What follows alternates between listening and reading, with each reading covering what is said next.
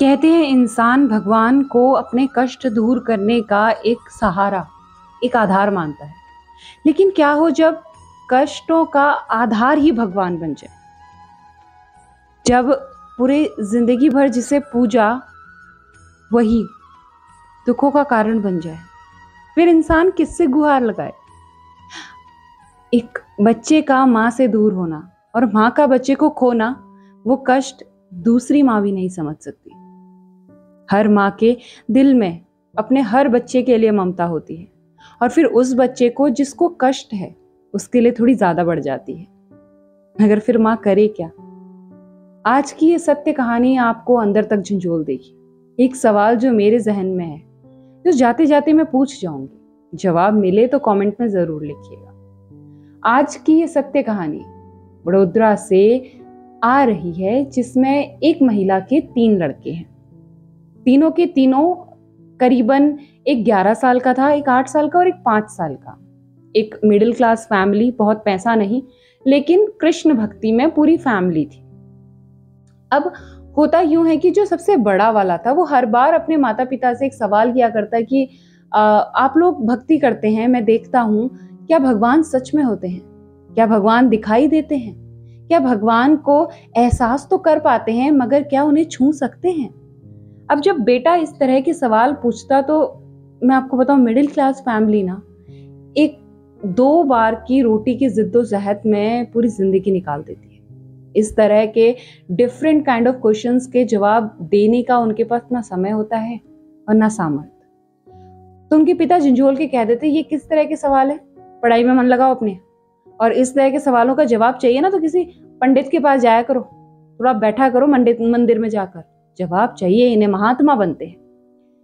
ये एक normal middle class family का सीन आपके सामने आ रहा होगा। अब हुआ यूं कि जैसे जैसे बच्चा बड़ा होने लगा, बच्चे भूल जाते हैं बातों को, अलग अलग अपने फ्रेंड्स या फिर एक्टिविटीज में लग जाते हैं, लेकिन ये बच्चा कृष्ण में रमता गया।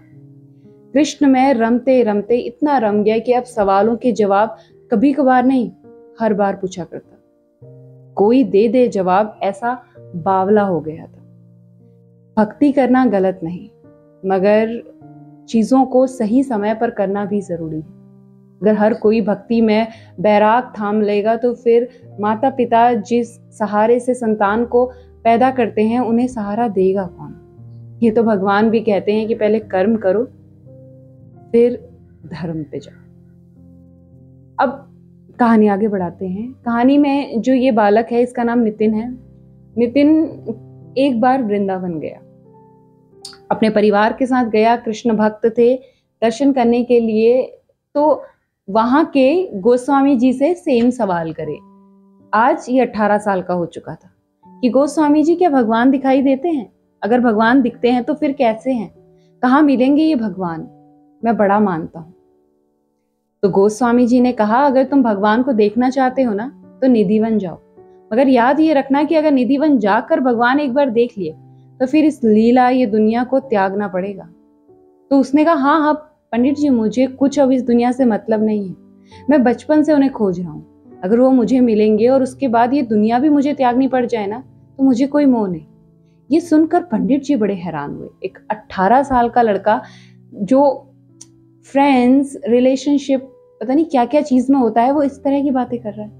माता पिता को देखकर एक तरफ गोस्वामी जी को धार्मिक रूप से अच्छा लग रहा था, तो दूसरी तरफ उन पे तरस आ रहा था, क्योंकि अब वो 18 साल का लड़का माँ बाप के हित में सोचने के काबिल नहीं था। बाकी के 2 भाई थे, मगर मैंने जैसा कहा कि माँ को उसी का दर्द होता है जिसे कष्ट ज्यादा या जो माँ से दूर हो रहा होता है। अब हुआ यूं कि सब वापस जाने लगे दर्शन के बाद, लेकिन नितिन ने ठानी कि वो वापस नहीं जाएगा। वो वापस नहीं गया।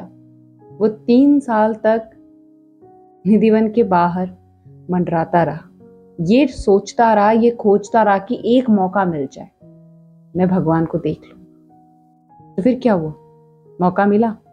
अब जो 18 साल का लड़का था, माँ बाप ने उसको उसी के हाल पे छोड़ दिया था और घर लौट चुके थे अपने 2 बेटों के साथ। एक बार निधिवन में, उसी समय की बात है, 18 साल का जब वो था, तो निधिवन में उसने ट्राई किया एक बार कि अंदर जाऊं, और छुप के बैठ गया। अनाउंसमेंट हुई 6:30 शाम को, और गोस्वामी जो वहां के पंडित जी हैं उन्होंने एक चक्कर मारा तो इस लड़के को छुपा पाया। कहा चल चल लड़के, नितिन बाहर जा। लेकिन नितिन ने कहा कि मुझे भगवान के दर्शन करने हैं। तो पंडित जी मुस्कुराए, उन्होंने कहा सभी दर्शन करना चाहते हैं, मगर इतने आसान होते हैं क्या दर्शन? भगवान दर्शन देंगे तो क्या तुम सह पाओगे? इतने प्रबल होते हैं भगवान, इतना बैराग होता है, विख्यात होती है भगवान की शक्ति, नहीं हो पाएगा, चलो बाहर चलो। और ऐसा कहकर उसे बाहर भेज दिया। उसके बाद जैसा मैंने बताया वो 3 साल तक वहीं निधि वन के आसपास सेवा करता और जो मिलता उसको खाकर गुजारा करता और मौके की तलाश करता। कहते हैं एक बार उसे वो मौका मिल ही गया, वो पेड़ों की ओट में जाकर छुप गया। इस बार पंडित जी उसको पहचान नहीं पाए और ना उसे बचा पाए। अब निधि वन में एग्जैक्टली है क्या, ये तो साइंटिफिक तरीके से भी प्रूफ नहीं हुआ है, लेकिन इस कहानी में क्या हुआ ये बताया गया उनके माता पिता द्वारा। लेकिन माँ कहानी सुनाते सुनाते सिसक सिसक के रो रही थी। आज भी उसे अपने उन 3 बच्चों में से 2 थे पास में, लेकिन याद केवल उसकी आ रही थी जो पास न था। कहानी आधी सुनाकर पूरी सुनाने का साहस न जुटा पाई, तो छोटे भाई ने कहानी को पूरा किया।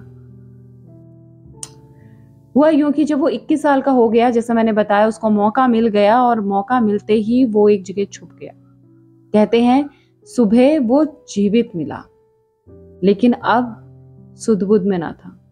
ये देखकर उसके माता पिता को, क्योंकि पढ़ा लिखा लड़का था, माता पिता का पता सबको था, तो माता पिता को बुलवाया गया। माँ जानती थी कि ये दिन आना जरूर है, मगर इतनी जल्दी आ जाएगा इसकी आशंका ना थी। दिल में बेटे को खोने का खौफ लेकर वो वडोदरा से आई। देखा तो बेटा जीवित है। रात के सीन को सबने सुना, तो वो होता है ना, आसपास के लोग उसे भगवान समझने लगे, क्योंकि भगवान से मिलने के बाद भी अभी भी नितिन जिंदा था। लेकिन अब वो उस तरह का ना था, किसी को पहचान नहीं रहा था।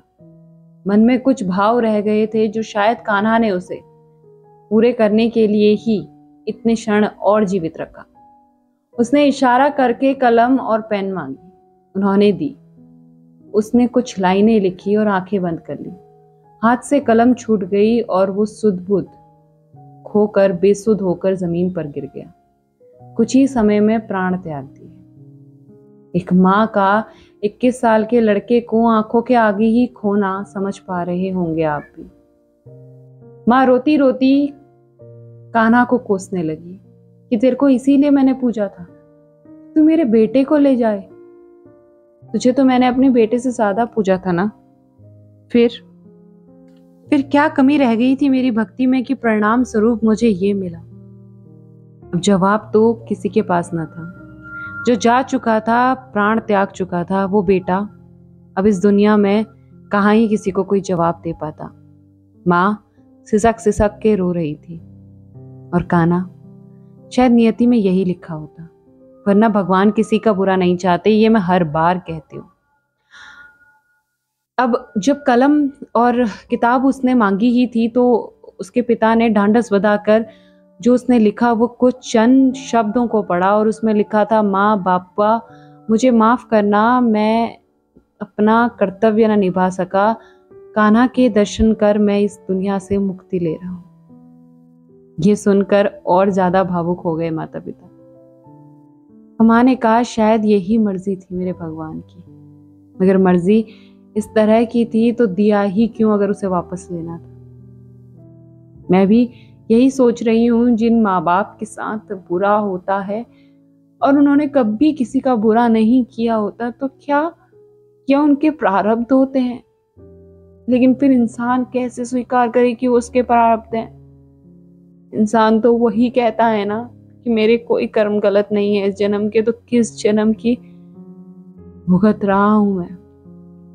माफ कीजिए, आज अपने साथ बीते जीवन काल के कुछ दृश्य सामने आ गए तो भावुक हो गई। देखिए, मुझे जरूर जवाब दीजिएगा मेरे इस सवाल का कि क्या भगवान किसी के साथ बुरा करते हैं, और अगर नहीं तो फिर ये क्या था। इंतजार रहेगा आपके जवाब का। आज का ये सत्य प्रसंग नितिन का यहीं तक था। उसके जीवन का सफर ही इतना छोटा था, तो कहानी कितनी बड़ी करूं। मसाले कहानियों पे मैं लगाती नहीं, क्योंकि लोगों की भावनाएं जुड़ी होती हैं और मैं हर कहानी को सत्य मानती हूँ। आपसे हर बार कहती हूँ कि आप मेरी कहानी को माने ना माने, उस भगवान पे जरूर विश्वास रखें। वही है जो आपको कष्टों में समाधान दे, नैया पार लगाएगा। जल्द लौटूंगी एक अच्छे सत्य प्रसंग के साथ। अपना अपने परिवार का ख्याल रखिए और सुनिए। कहानी पसंद आई तो लाइक करके जाइए, अच्छा लगता है, प्रोत्साहन मिलता है कि और कुछ ऐसा बताऊं जो मेरे कान्हा को आपसे जोड़ सके। और जाते जाते कमेंट में लिख के जाइएगा, श्री कृष्णा, राधे राधे।